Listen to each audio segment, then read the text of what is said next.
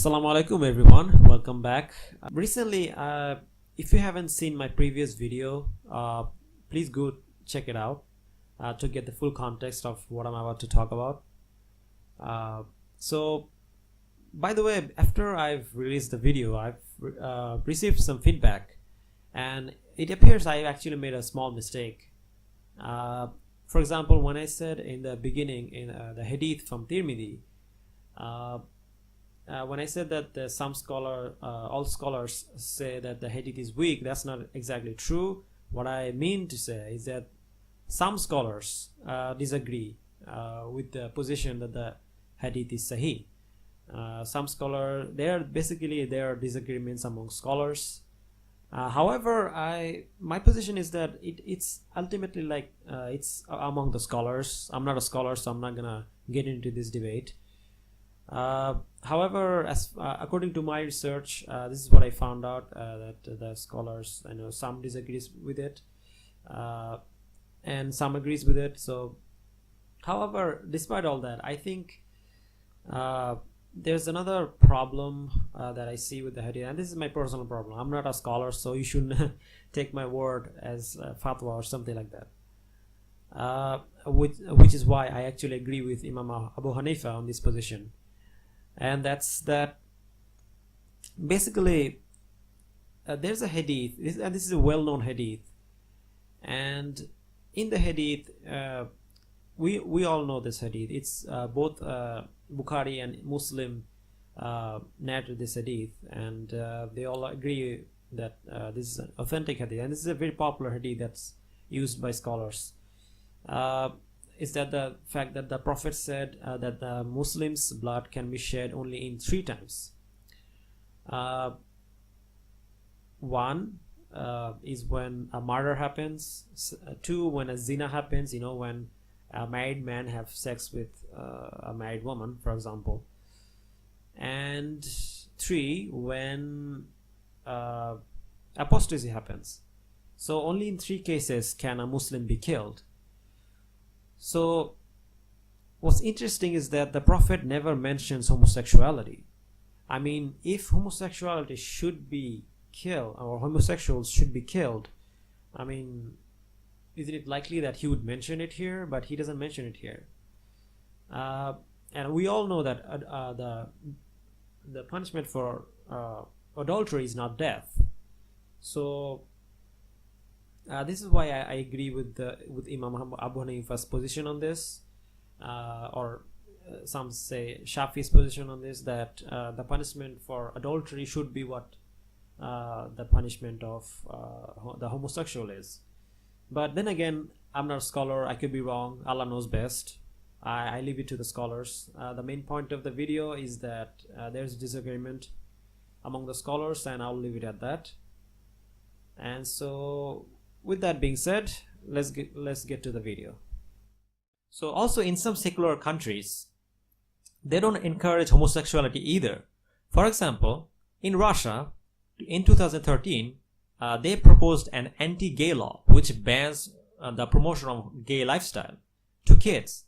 And Russia is among the top 3 atheistic countries according to Atheist Republic. So my question to Rationality Rules is that why is that your fellow secular country like Russia is against homosexuality? I'll tell you why. It's because of population.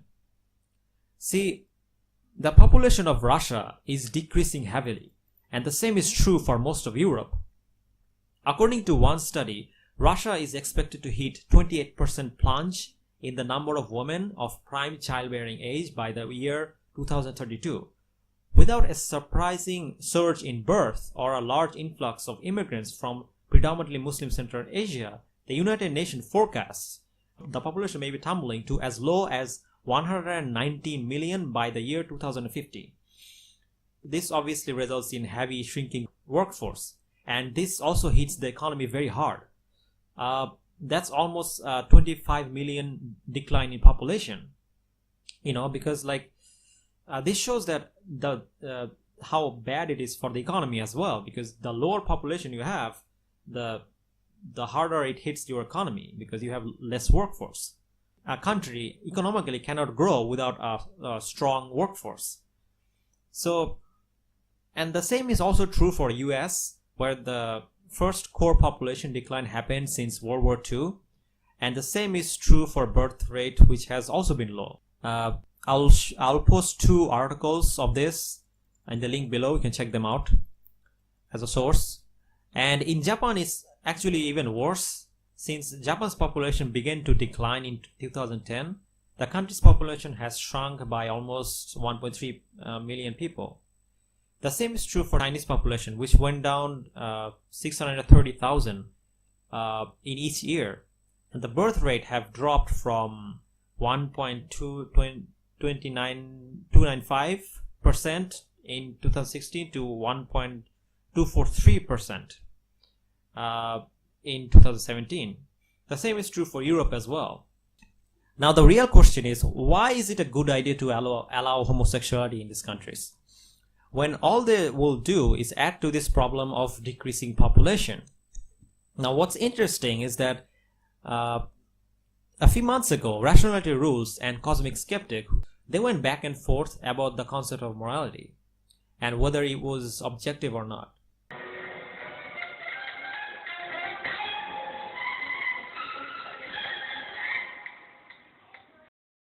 Now, he made an argument saying that it is objective or it is something that we should strive towards.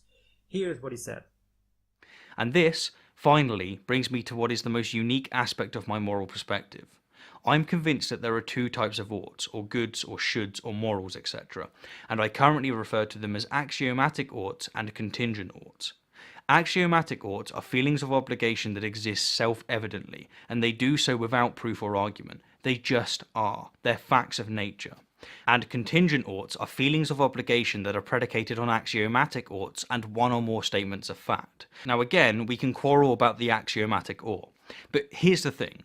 If you already accept it, for whatever reason, or, let's face it, lack thereof, then for all intent and purposes, what's the problem? Nature has made it so that we are born with axiomatic oughts, and while, again, this is intellectually dissatisfying, we just have to get on with it. As inconvenient as it might be, we are not born with a blank slate, and all moral discourse must, finally, accept this brute fact. Now, based on his own concept of morality, I'm going to make an argument. Now, before I make this argument, let me present some evidence first, which are, as he puts it, an axiomatic ought, or facts about nature that just are and cannot be made up.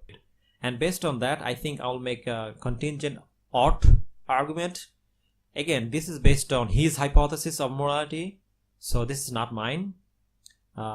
Because for me, Allah subhanahu wa ta'ala's word is enough. However, since for him and his kind, since they won't accept this, so for them I'm making this argument. First evidence is an article written by John M. Twinge, who is a PhD, who is a professor of psychology at San Diego State University, and the author of iGen and Generation Me. Now, according to her and new research, it shows that when asked the question, have you ever had sex with someone of the same gender, more than 28,000 adults between the year 1989 to 2014 found that more and more Americans have answered yes to this question. In fact, in the early 2000s, twice as many US adults reported having had at least one same-sex partner in their lifetime as compared to the early 1990s.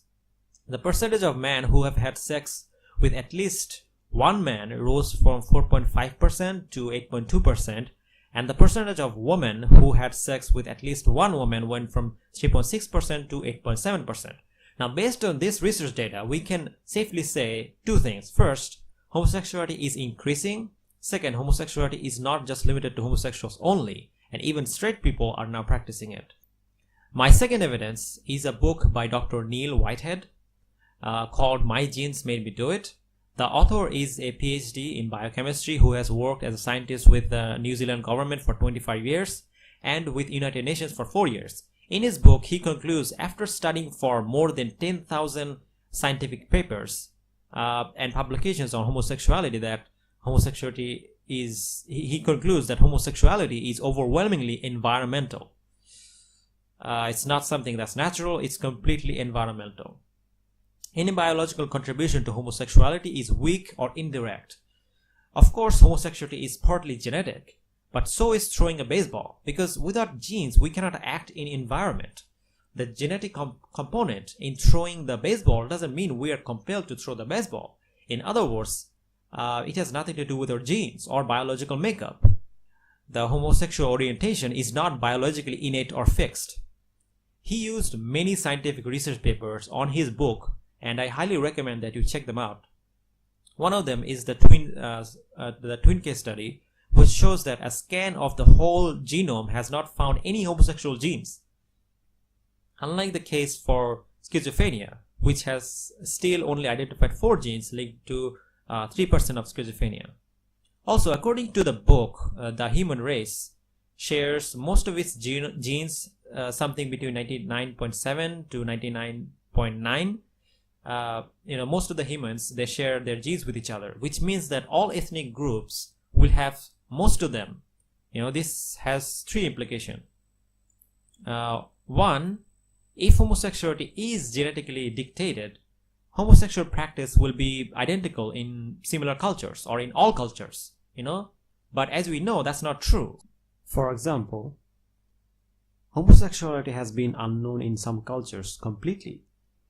And in some cultures, it has been mandatory, which is kind of weird. I mean, if homosexuality is genetic, you would imagine that its presence would be everywhere, but that's not the case.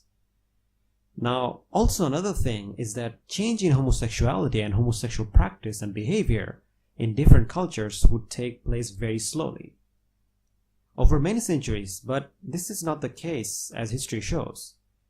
The decline of the models of homosexuality, the Greeks over a couple of centuries and the Palestinian within a century, the relatively sudden, in genetic terms, emergence of the present Western model over a couple of centuries and abrupt changes of practice within an ethnic group, even over a single generation, are not consistent with everything genetic. Even less so, swiftly changing sexual practice within the current Western model.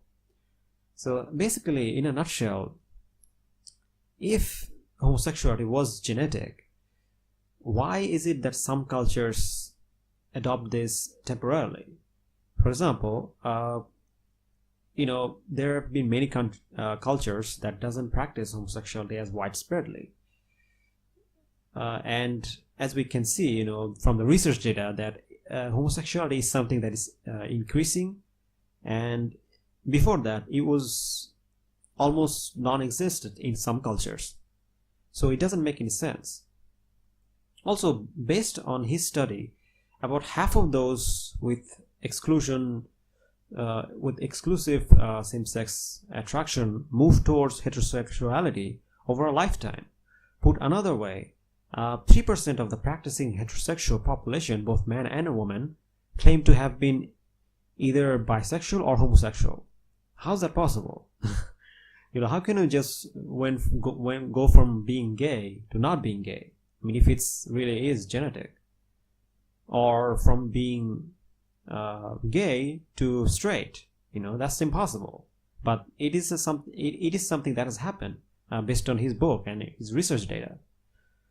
These changes are not therapeutically induced either. Like, for example, how some people say that homosexuality can be cured with therapy, but that's not the case. Even without therapy, people have moved away from homosexuality. How is that possible if it's genetic?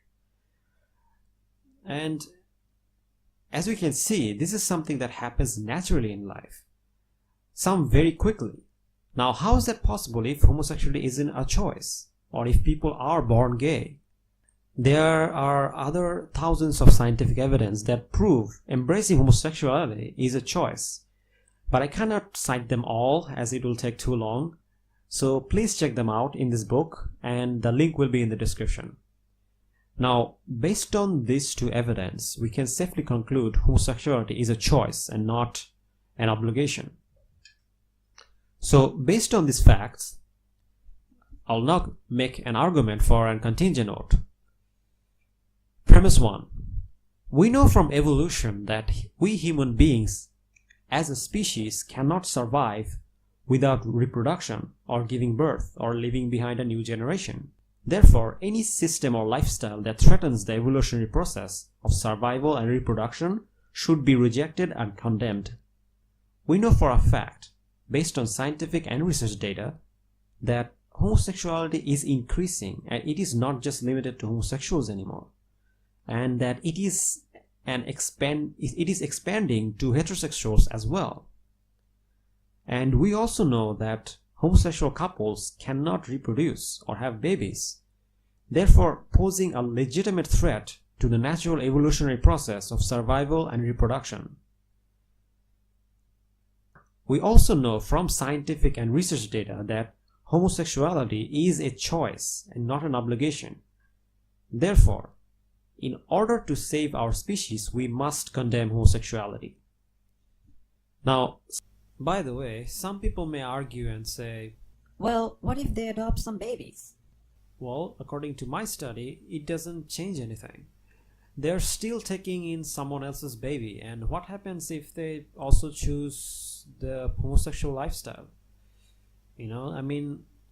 Also adopting a baby can cost a couple from $5,000 to $40,000 or even more. So, will you pay for it? No. Then don't suggest it. Well, what if they take semen from other people? Well, again, this can cost them from $300 to $4,000. That is if they can afford it. Also, will you give them the sperm? No. Then don't suggest it. Look, I'm not saying it's impossible for them to have babies, but it's a big hassle money-wise. Also, they just might not want a baby. Also, the thing is, why go through all this hurdle and get someone else's sperm or a baby when you can just have your own? Isn't that just much easier? Just imagine this. Say the whole human race goes extinct and only 2 gay couples survives. Do you think they will be able to survive and reproduce to ensure the survival of the human beings? No. Now replace them with a lesbian couple. Do you think they will be able to survive and reproduce to ensure the survival of the human beings? No. Now replace them with a straight couple. Now there's still a chance we might go extinct if they're unable to have a baby, but at least there's a chance. With the homosexuals, it's not even an option. Now, if the population start to decrease, one way you could try to avoid it is by forcing them to share their sperm with each other. However, in that case, Rationality Rules is still wrong because he believes, and I quote, "We mustn't do anything." In that case, it's no different than a religious morality because it's a much easier and better option to not just allow it, to save all the trouble. This is why Allah subhanahu wa ta'ala has the best solution. Just don't allow it. And you know what? Maybe it's a good thing. Maybe this way they will all go extinct and all the Muslims can move into Europe or America. Because we all know that's what we ultimately want anyway. We will establish Sharia law and bathe in the kufr infidel blood.